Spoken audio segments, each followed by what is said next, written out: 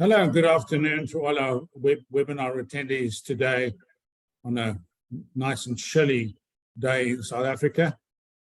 We have in the past had several webinars on Mauritius and retiring to Mauritius or buying property to Mauritius, but this is what I call the third wave of people coming to Mauritius. Let me explain. The first wave in my interpretation is that pure holiday makers who came to Mauritius in the 80s, the 90s, and the noughties to stay in one of the wonderful hotels built by Sol Kerzner and other hotel groups and got to know the island better. Many people got married here, got engaged, and even started their families in Mauritius. The second wave, as I call it, was when the Mauritian government decided to open up property ownership to South Africans or anybody for that matter. And that was the second wave when people came and decided to buy either as an investment or as a second home or a retirement place. And that's been happening for the last 15 to 18 years. And that has had a tremendous impact on the island. There's a wonderful collection of people from all around the world, South Africans, French people, English, and even a smattering of people from Europe who like the island and the lifestyle. And that is still ongoing, very much so. That trend is continuing, and certain places in the Black River area and up north in the Grand Bay area, becoming very difficult to find suitable and affordable properties to buy. So that's let's call it the residential stroke retirement wave, and that will also continue for various reasons. But the third wave I have noticed in our company, Brent's Wealth, and our associate company on the island, Brent Consulta, are South African investors, business people who might already have purchased a property on the island, or maybe even two, are looking at Mauritius with different perspective. They are interested in setting up business ventures on the island as a result of many factors, but including the low economic growth rate in South Africa, the mismanagement of the economy, and particularly since July 21, following on the riots in Gauteng and KwaZulu-Natal and other reasons. That demand from investors asking about setting up structures and buying property and forming partnerships has increased quite substantially. And there's no surprise why. I mean, we're talking about a country that has come out of the COVID recession extremely well. It hasn't fully recovered yet, but if you look at the latest budget, the economic growth rate in the second quarter this year was 5%, 5.5%, and the forecast is for the economy to grow about 8 to 8.5% this year and going further. Tourist arrivals in the country are back to about 1.4 million for the year, and hopefully maybe even 2 million next year, which is very important for the island. But there's a growing influx of business people who are inquiring about setting up structures, looking at properties, looking at all kinds of ways maybe to expand their business, to diversify out of South Africa, or just simply to put up new businesses on the island, considering the very, very positive economic forecast. So that is what we're talking about today. And at the end of the presentation, we will give you some details on face-to-face meetings with some of the members of this webinar, Nicholas Lemille from E&L and Ashish Maunik from ABC Banking Corporation, who will be answering questions and meeting people, one in Johannesburg on Wednesday, this coming Wednesday, and the other one, Durban Country Club, on Friday. But we'll give you some more detail, and we will follow this up tomorrow with further communication. But this is trying to answer all your questions about structures, land, availability of commercial land, maybe even residential land, and of course, where can we get money if we need money to expand our business. So I'm going to hand you over to our first speaker, Samina Jagu Jeffrey, who's the CEO of Brent Consulta, our associate trust company on the island. After that, Nicholas Lemille will take over. He is from E&L, one of the largest, if not the largest, property developers on the island, and also the driver behind the Mocha Smart City in the middle of the island, and some other residential developments. And then the man with the money, Ashish Maunik. So if you need some money, just give Ashish a call. He's got plenty of money.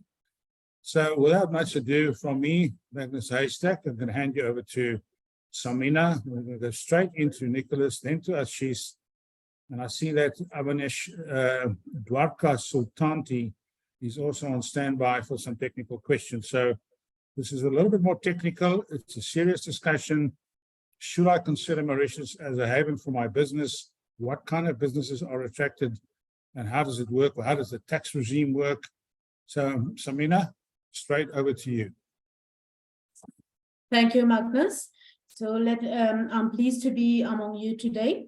So today I'm going to cover mainly the structures which are available for either individuals or companies who are planning to maybe buy a property here in Mauritius or set up business over here in Mauritius. Let me share my screen with you.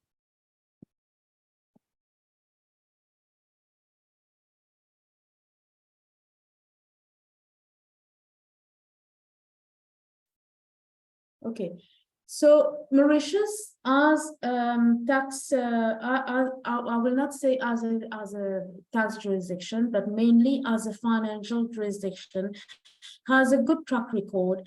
And even in challenging situations where we have been relisted about during the COVID time, we work very hard as a nation to be able to meet the requirements of the FATF and the EU so that we could ensure that we are now on the white list of the FATF and the EU.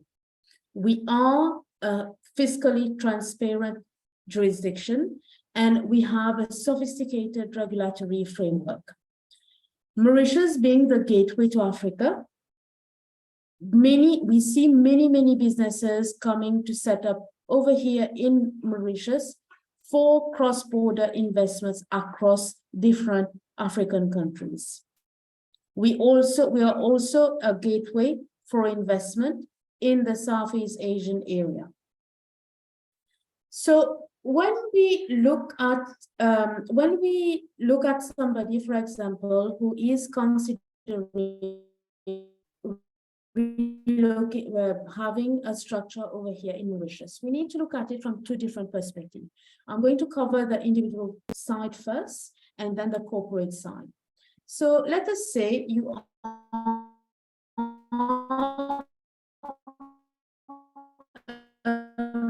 an individual person who are considering buying a property in Mauritius. The most viable structure that I would advise you to go for would be the trust structure. And this is where Brand Consulta can assist you with the setting up of your trust in Mauritius, the opening of the bank account in Mauritius for the trust, and as well as providing you the trusteeship services for the trust as per the requirements of the laws in Mauritius. Brand Consulta is a duly licensed management company by the Financial Services Commission, and we do manage a large portfolio of trusts, global business companies, and domestic companies globally. So the advantage of the trust is that the person who is planning to buy a property over here in Mauritius, or to house investments, or to put some of his savings under that trust, is that the assets that will be registered under the trust. He will be most probably the settler of the trust, and the trust can have a maximum of 4 trustees, of which one will be Brand Consulta Management Services Limited, and then his family members can be the beneficiaries of that trust. The advantage of the trust structure is the security of the assets under which the trust is being housed.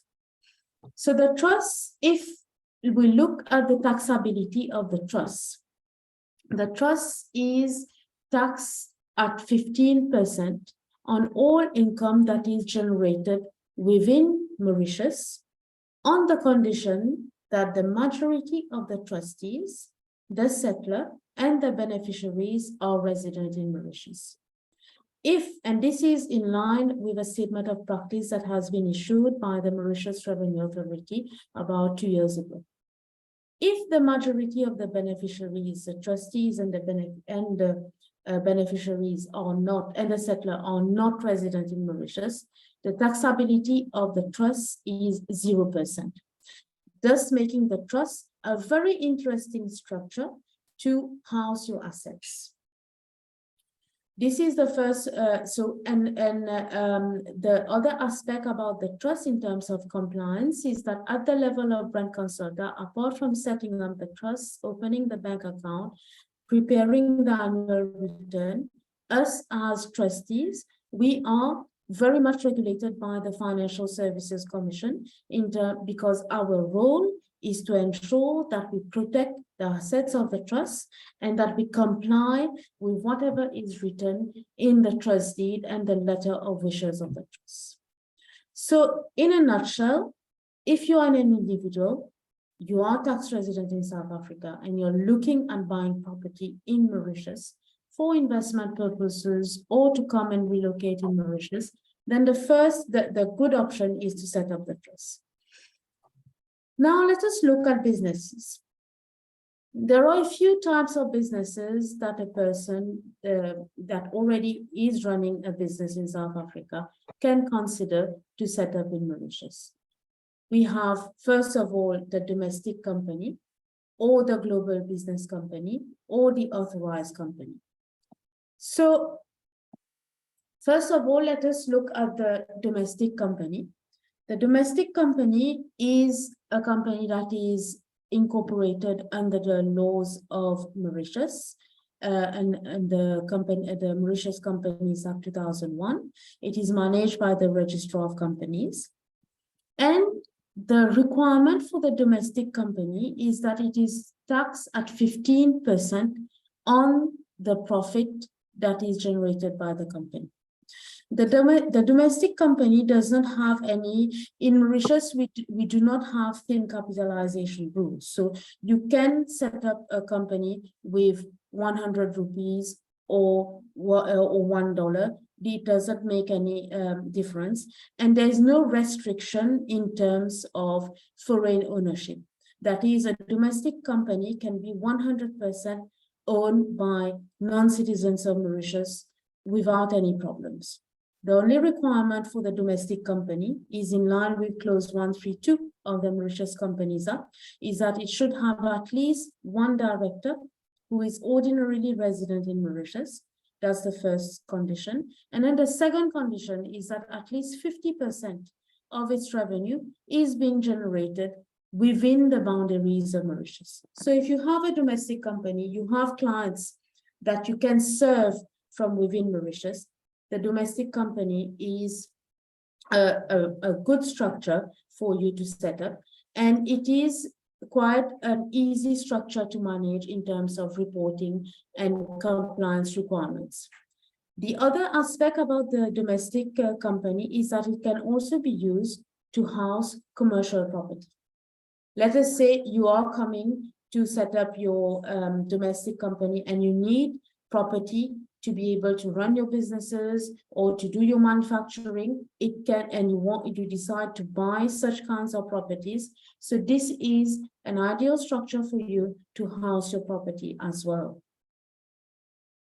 The other type of structure that we have in Mauritius is the global business company. The global business company is licensed under the Financial Services Commission. And the instances in which a global business company is set up is when all the income will be generated outside of Mauritius. So let us say tomorrow you want to set up a company in Mauritius, but all the income, you do not have any clients, you do not have any operations in Mauritius. So all the money will be coming, all your revenue will be generated from outside of Mauritius. Then we will advise you to set up a global business company. The global business company needs to be managed by a management company of the likes of Brand Consultant Management Services. It needs to have at least 2 directors, resident directors, which we can provide you, we can assist you with, and it needs to have a registered office within Mauritius. There are there are some other compliance requirements, but the global business company can also be used to house property in case you decide to set up your business in Mauritius, generate revenue outside of Mauritius, but you decide to come under that structure. So the global business company is taxed at 15%. But with the wide array of double taxation avoidance agreements that we have with around 44 countries, then the tax rate there can be an 80% discount tax credit that can be applied so that the tax rate drops to 3%. There is one other type of company that is very interesting to know about Mauritius. It is the import and the export company. And the import and export company can be either a domestic company or a global business company. And the advantage of the import and export is that Mauritius will become the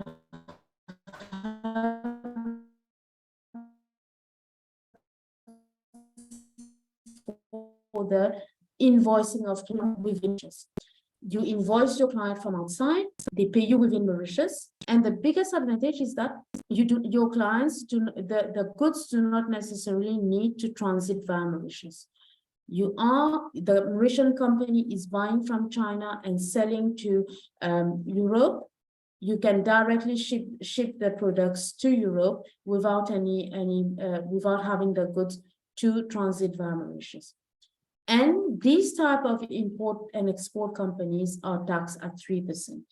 And this is where we are having a lot of companies that are setting up businesses over here in Mauritius, buying property, doing import and export, whereby all their invoicing hub is within Mauritius, and they are taxed at 3% on their profit.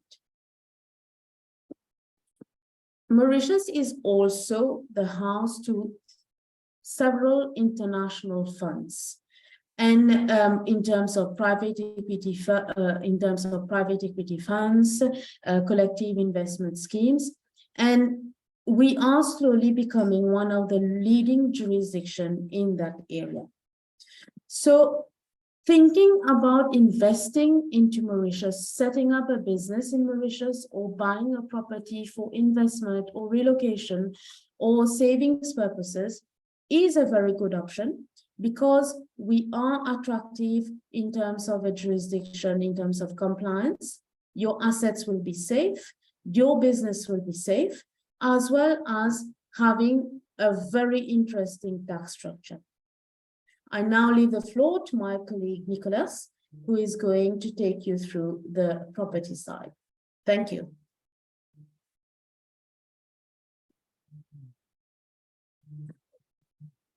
Thank you, Samina.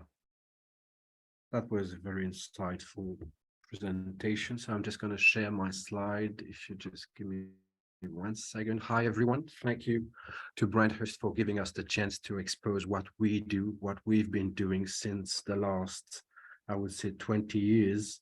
We are ENL Group. I think Magnus pointed it out earlier. One of the biggest, if not the biggest, conglomerate on the island. I'm just gonna. Can you see my slide? Yes, I think I'm good. All right, so ENL has been around since 1821. It was a sugar estate company, and then 20 years down the line, now we had to diversify our economic sector, sugarcane being our main economic sector on the island.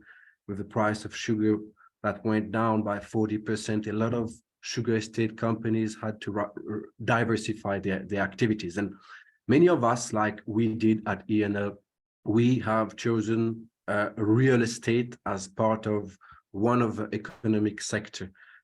We are today the leading player in real estate. We've been doing residential, commercial. You'll see with various development. We've got 7 business segments. We are present in a lot of activities. Track record, and we've got big track records. We own about 23,000 acres of land, which account for 7% of land in Mauritius. Got more than 120 international and homegrown brands, more than 7,000 collaborators, 100 brands. We are a listed company with 83 billion rupees in asset and more than 4,000 shareholders. Just give you an insight with some of the brands that we work, maybe some of them will ring a bell. You've probably heard about the most visited shopping center on the island, Bagatelle. And then we've got brands like Citroën, Jaguar, Land Rover, Beachcomber, Decathlon. So Microsoft, as this slide can show, we represent some very famous brands on the island. We are ENL Property. We have been given the responsibility to develop the land into a sustainable, structured and urban development as well. In 2015, the government of Mauritius have set up the Smart City Scheme, which is a legal framework which allow Mauritian and non-Mauritian to come and establish themselves, whether it is residential aspect, commercial aspect, retail aspect. So we define ourselves as lifestyle makers. More than 8,000 acres of land in Mocha will be developed, has been developed. We're still on the way. We've been doing so for the last 20 years. And we have got a huge success, especially on the residential aspect. And now we focusing, as Magnus said, we're focusing a great deal on the commercial aspect. And we are trying to create an environment where we're inviting, entrepreneurs to come with all the facilities that there is around to come and set up their business in Mocha. We've got numerous projects. Our first project are on the west coast of the island, the Seoul Marina in Mauritius by the name of La Balise Marina. Then we've got a golf estate development as well by the name of Villa Valriche, which is associated to the Heritage Resort, which is a 5-star resort hotel. And today our key focus is on Mocha Smart City, which is a 1,000-acre development under the legal framework Smart City. But we also have a second smart city in the south next to the airport, which is called Savannah Connected Countryside. So as you see, we focus on aspects like innovation, green aspect, world-class guidelines and standards, such as the LEED certification. And we want to, the LEED certification is an American certification that, covers ecological and environmental aspects. So it's meaning leadership in ecological and environmental design. Our focus is to try and create a LEED neighborhood in Mocha Smart City. It's a new lifestyle that we are, imposing in Mauritius. We are creating integrated, connected, and innovation are the key aspects. We also have the Bagatelle Shopping Center, which is the largest and most frequented shopping center on the island. As you see, more than 111 shops, 27 restaurants with 1.2 million visitors per month. Let's try and focus now on Mocha Smart City.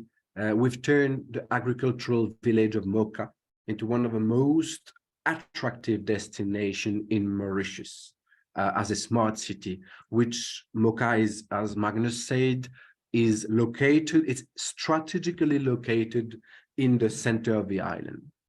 Among our brands, we also have Officea. We manage 55,000 square meters of office space in our different precincts, Bagatelle, Vivea Business Park, and Telfair, which will be our new city center, which is going to come, which is going to be launched by November this year. So Workshop 17, we've got service officers as well. We've associated ourselves with Workshop 17, which is the #1 co-working space in Africa. So we now have Workshop 17 Mauritius. We've already opened in Vivea Business Park more than 1,500 square meters. In the north, we're coming up with 1,500 square meters, and in the new city center Telfair, we're going to have more than 3,000 square meters of service offices that our tenants can have access to with all its, advantages. This is just a glimpse about our second smart city in the south. It's pretty new. We've got the license last year. It's a different concept, different cachet. It's much more connected to the nature, next to the beautiful beach of Sardinia. And it's the unexplored south of Mauritius that we are going to redesign, but of course we're going to preserve the natural aspect to it. So this is a glimpse of our master plan in Mocha. This is a 1,000 development, which is divided into 6 different precincts, starting from Bagatelle, Telfair, Couchant, Helvetia, Concordia, and L'Avenir. And this is what we've realized so far. We've sold more than 750 plots of land. I'm talking here residential track record. All right. The price per square meter is almost 3,600 rand, which is just an average. We have generated a capital gain appreciation since the last 12 years of 310%, which is, I think, quite remarkable worldwide. Off-plan properties, we do that, have a lot of off-plan properties, apartment, lofts, studios, penthouses. We've sold 550 units so far, right? The average price would be between 3.2 to 3.5 million rand. We've delivered 408 units with rental return. It's a realized return. It's not an estimation. So we've realized a net return of 5.5, and before COVID, it was almost 6% net return on an off-plan residential property, with a 12% capital gain appreciation per year, which is quite remarkable. And what we've witnessed the last 2 years, sometimes it could go up to 13% in terms of capital gain appreciation. We've got about 45 units still under construction. We've got a huge demand on the local market as far as the residential off-plan and land are concerned.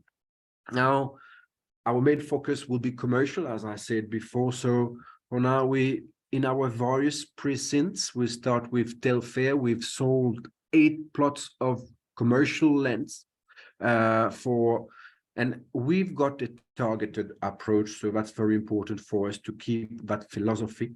We've sold more than 30 plots of land in Vivea and Bagatelle for office purposes. We've got about 65 companies, tenants that are renting out with us. All our buildings are of top A quality, grade A quality. We work with the most renowned and famous contractors of the island. We've got more than 3,000 tenants in our existing buildings. As I said, we are managing 55,000 square meters of office space in our portfolio. And that's quite remarkable. We have an average occupancy of 96% per year, which is quite remarkable. 43 plot of lands in Bagatelle precinct only have been sold, commercial plots of land. And in other precincts, such as L'Avenir, we've sold 36 plot of land. As you can see, the momentum is really here. The environment is adequate and appropriate for you to come and do your business in Mocha. A little bit more about Mocha. As I said, it's strategically located in the heart of the island. It is today one of the most advanced smart city of the island. And this is an important information, especially for people looking to extend their business activities in Mauritius through Mocha. You see the shaded area represents 70% of the purchasing power and 40% of the workforce. A lot of entrepreneurs in Mauritius and outside Mauritius are approaching us, not only because of the benefit you have being in a smart city, but also because of a strategic positioning that we offer in terms of recruitment purposes, in terms of bargaining power. A lot of companies are moving in the center of the island today. Proximity based on those main USPs, proximity to major urban centers, which are economic capital being Port-Louis. We are only 10 minutes away, 30 minutes from the airport, and it's a well-developed and efficient road network, and a good, as we've seen, a good return on investment. So well, these are city, the city smarting concept is very important.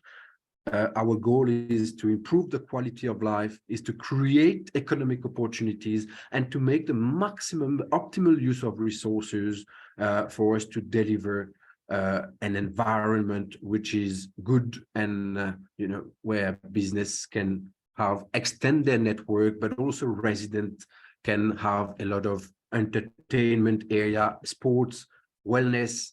A lot of aspects are being considered while developing a Mocha smart city. In a nutshell, it's 500 hectares of development. It's going to be connected by a promenade of 6 kilometers. There's going to be a 15-acre park area, an urban park. 35% of the project will be green and dedicated to public and common spaces. We looking to have an additional 15,000 new residents in the coming years. So that's the same master plan. And this is what we have today in Mocha. Got 26,000 inhabitants, 1,500 business activities, 25 NGOs, 26 educational institutions, 5,000, more than 5,000 employees, medical center. We've got 2 now sports club, and we've also got 3 big shopping malls, and the road access is being worked to create more accessibility as well. So there you go. Sorry. So this is what I wanted to point out, and I'm going to end up on this. We are working very hard. ENL Property is a team of 125 people in different fields of activities, where we're trying to bring a sort of innovation in terms of IoT, Internet of Things, in terms of accessibility, in terms of entertainment, events, sports. And what we're trying to do is to bring things that never existed through the concept of city smarting, which means that we are innovating in the way that we're looking at, physical redundant internet, 5G connection, and all those things that's going to make this project unique in its way. Sensors, residents in Mocha will be able to have monitors so that they can measure their own consumption. And of course, we talk about sustainable waste sorting. We've got water treatment plant which are being imposed. We're trying to create electricity through solar panels. So far, we've got 7,200. So water fountain are going to be placed everywhere on the promenade. So if you're looking to implement your business in Mauritius, I'll be happy to help you out. Thank you very much.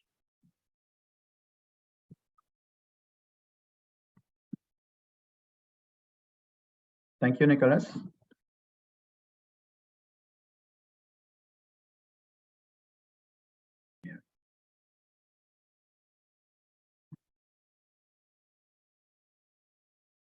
Hello, everyone. Thank you, Branchers, for giving us this platform to showcase our offering. Very, very grateful for that. Some few words on ABC Banking Corporation. ABC Banking Corporation is one of the 3 listed banks on the stock exchange in Mauritius. It's part of a conglomerate which has been present on the island for more than 90 years now.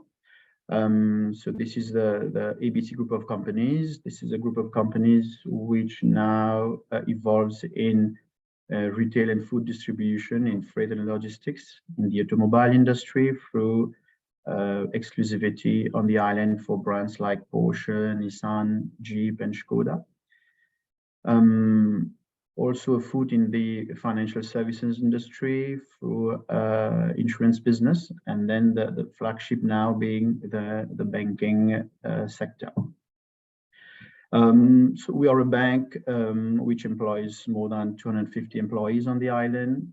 We've got offices in Mauritius, of course, but as well in Dubai and Hong Kong. And we have a balance sheet size of more than $500 million currently, and of course looking to build on that. In terms of our offering to foreigners who are looking to either invest or relocate to Mauritius, we've tailor-made quite some sizable offering in that sense to cater for demands that has been emanating from corporate service providers like Brand Consulta or from promoters and property developers as well.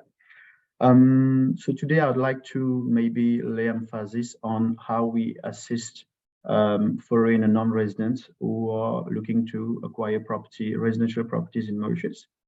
So I think the first thing to say is that we do provide financing to non-residents who are investing in Mauritius, whether or not they have sources of income out of Mauritius, whether or not they are already physically here or economically here. We are very flexible on that side. So in a nutshell, we provide financing up to 70% of the purchase price of the property. The bonds can be taken either in the local currency, which is the Mauritian rupees, but as well in euro or in dollars. We finance up to 15 years in terms of tenors. The borrower could be the individual person himself, or could be through a special vehicle on which Samina laid emphasis at the start of this webinar. So we could as well envisage financing through a trust, a domestic company, or société civile, you name it. But that's not an issue for us. The market practice in Mauritius has been the practice of floating rates. And maybe in that sense, it's good to know that if you are lending in Mauritian rupees, then the index used to float the rate will be what we call the prime lending rate here in Mauritius, which is a bank-defined rate, which itself is pegged against the Bank of Mauritius, who is the regulator here, the Bank of Mauritius repo rate. If the bond is being availed in euro, then the loan will be pegged against what we call the Euribor 1 month. And if it's in dollars, it's going to be against the term SOFR 1 month. In terms of framework for property acquisition by foreigners, I should say that this is a pretty mature market now. We've been in this market for more than 15 years now. So the legal framework has been very much enhanced down the line. And so today, I think the main comfort that a foreigner can have when acquiring property in Mauritius would be the GFA, which is a French coin term, or the Garantie Financière d'Achèvement, which may be likened to a performance bond, saying that if ever a promoter or a property developer goes bust, then there is a guarantee that kicks in and ensures that the project is brought to its end, or that the that the investor comes out unharmed from this transaction. So this is a major comfort for any foreigner. And some figures here that maybe gives lays emphasis on the importance of the foreign market in real estate in Mauritius. So 2022 has been a record year in terms of foreign direct investment. So it's worth noting that more than 11 billion rand worth of foreign direct investment were sent to Mauritius, out of which 55% went for the real estate sector, and 40% of these investments were directly correlated to all the different schemes that have been set up to incentivize foreigners to acquire in Mauritius. So whether through IRS, RES, PDS, etc. So this maybe gives quite some importance of this market here in Mauritius. And to be maybe a bit more specific on South Africa, it's worth noting that it's the second most important market behind France. And for last year, it accounted for 11% of foreign direct investment. That is more than 1.2 billion ZAR came from South Africa and geared towards investment in Mauritius. I'll let now my colleague Avanish to stress on the commercial lending aspect of things, because this is another strategic part of business growth for the bank as well. Hello, everyone. Hello again. Thank you, Ashish, and thank you, Brent, first for this opportunity. So I'm Avanish Tanti from the Corporate Banking Department of ABC Banking. Ashish has given a very good overview of the bank and the services we offer. So the bank is also well positioned on the corporate banking side. We offer corporate lending and different financing solutions for both local clients. And the client is now, the bank has a very good presence on the local market and is now positioning itself to develop its activities in the region. And one of the first countries it's targeting is South Africa. So we have a clear strategy for companies from South Africa who wish to invest in Mauritius, or as Samina mentioned earlier, who wish to incorporate a company here to act basically as a purchasing hub for their activities in the region. So the bank can propose different types of financing, from corporate loans to trade finance. And in terms of security, which the bank will usually need to take to finance your activity, it can go from an SBLC from a bank guarantee, or to also go back to what Samina mentioned earlier, through assets owned in Mauritius. And on another note, we're also positioning ourselves for syndicated deals with different banks in South Africa. A few examples, we've already associated ourselves with ABSA and Investec here to better understand South African market. Lending can be done both in Mauritian rupees, euros, US dollars, hard currencies mainly. And for term loans, for example, investment loan or acquisition loans, the general tenor will be up to 8 years, but longer tenors can also be considered depending on the type of project of our client's profile. Excuse me. And the rates have been mentioned earlier by my colleague Ashish. But I'm not going to be longer than that. Thank you very much. I'll leave the floor back to Ashish. Thanks, Avanish. Maybe on that side, if I may add as well here, what we've seen lately is that unfortunately, there has been some tightening on the exchange control side from South Africa, and the issue of moving out funds is a really pressing one. So just like to add that we work very closely with corporate service providers like Brand Consulta and others in finding solutions and finding opportunities in raising funding in Mauritius for activities who've got the operational side sitting in South Africa through some structuring solutions. So on that side as well, we'll be very happy to discuss these opportunities and these solutions. And now to end with maybe a small focus on the new measures that have been announced in the latest budget by the government here, and which may have some appeal to you all.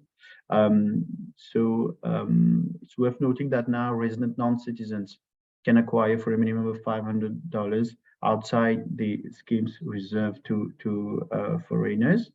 Also, retired non-citizens, that is those who are over 50 years of age, can obtain a permanent residency by investing in senior living focused residences with a minimum investment of $200,000. Also worth noting that the salary threshold for obtaining an occupation permit has been lowered down consequently, and it's now currently around 12,000 ZAR per month to be able to acquire such a occupation permit. The solidarity levy of 25% has also been established by the latest budgetary measure. And there has been an investment tax credit of 15% that has been created over 3 years to manufacturing companies in respect of expenses that they incur on acquiring new plant and machinery. And of course, the basic tax framework here, it's a 15% corporate rate tax and no capital gains tax and no inheritance tax. So these are, in a nutshell, measures that could incite investment or relocation to Mauritius. With that being said, we'll be very happy to meet you all in person in our upcoming events in Johannesburg and in Durban, which Magnus spoke about, and which I'm sure we'll be touching some few words here again. Thank you very much. Well, thank you very much, guys. Thank you for sticking to the timeline, but I think you make a compelling case for at least considering Mauritius either for residential and commercial activity. We've been in the island for about 5 years. I'm talking about Brent as well. And we've assisted many South African families to set up structures and even residency, particularly in the west coast of the island, Black River. And, you know, Nicholas was talking about all the South African companies. I mean, I happen to live in La Balise, which was developed by the ENL Group. It's a superb piece of development on the water. But our local shopping center looks like you're back home in South Africa, because you walk into the shopping center and you see the advertising boards of ABSA, of Sanlam, Pam Golding, Rawson's, and further up the road, you've got Mug and Bean, and ShopRite was there. There's a Woolworths. So there's a very large South African component on the island, and many people like living. What is striking is the low crime rate. In fact, there's no crime when you compare it to South Africa. And the incentives by government in the last couple of years has really attracted a lot of people setting up structures. We have some questions. Some of them will be answered directly. Let me see if we got any specific ones before we say goodbye. I think these are all a little bit technical questions. The one question that I would like to ask Ashish is, a lot of South Africans are sitting with large balance sheets in South Africa. Can they be using those balance sheets to fund anything in Mauritius? Do Mauritian banks look at that, and to what extent can that come into play? Or must they first bring the money to Mauritius? Thanks, Magnus, for that. Actually, this has been very much a pressing issue for companies in SA, and we've been looking at some solutions with some corporate service providers here. And one of the things that we've seen and we are looking at, and we're currently dealing with an application, has been that having the operational company sitting in South Africa, setting up a GBC in Mauritius, and maybe the operating company selling shares to the GBC, and then the GBC seeking funding from Mauritius to fund those shares, and then by this way creating and generating funding outside of South Africa, and using the cash flow from South Africa to repay the debt in Mauritius. These are things that we've been seeing, definitely. And one of the ways of doing it would be, for example, to have the local bank in South Africa issue either a bank guarantee or an SBLC against the cash sitting in SA that would guarantee the loan in Mauritius. So this is one of the things that we've been looking at, and it's been validated, and we are going ahead with this. So typically, yeah, definitely. Thank you for that. Samina, here's a question for you. I I'm going to condense the question and basically ask, can a trust which is set up in Mauritius, which owns a business in Mauritius, can in turn own SA operating companies? I would think that you get that question asked a lot, that Mauritian company cannot invest back in South Africa. Yes, it is not impossible, it is possible, but taking into consideration that the way businesses and individuals are taxed in South Africa is that they are taxed on their worldwide income. So we strongly advise to create a clear separation between the operations and the profit generation between South Africa and Mauritius. So therefore, it is not advisable to have a cross structure between Mauritius and South Africa. Okay. There's a lot of technicalities, and I would think that, and it's been my experience, and we're going to end off on this, and then I'm going to give the details about the two face-to-face meetings.